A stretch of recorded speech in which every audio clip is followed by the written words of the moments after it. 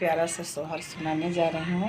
कृपया आप लोग सुनिए और लाइक और सब्सक्राइब करना मत भूलिए और सुनते रहिए और आगे बढ़ाने की कोशिश करिए। गंगा रे जमुना बढ़िया लवंगिया के दतुआना।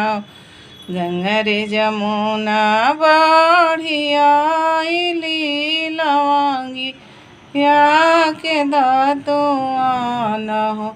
अरे हो उठी प्रभु जी करी दतुआ नियात बेटी के जन्म भइले हो।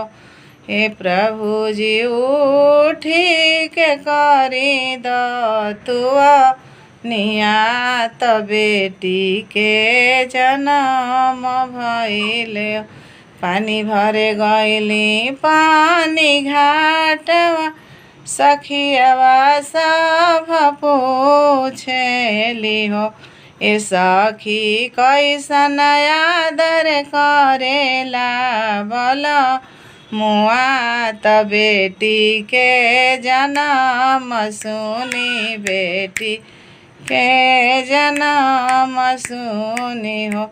जैसे भदौआ के की चढ़ नर लोग का चढ़ेला हो।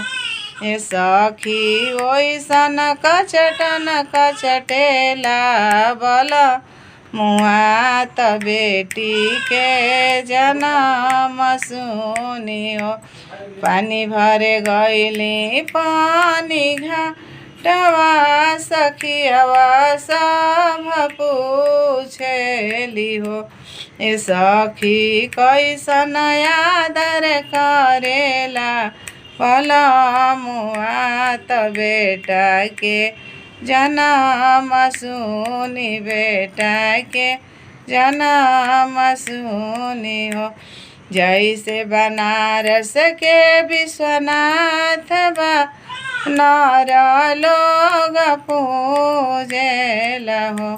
ए सखी ओइसन पूजन पूजेला भला मुआ त बेटा के जन्म सुनी हो।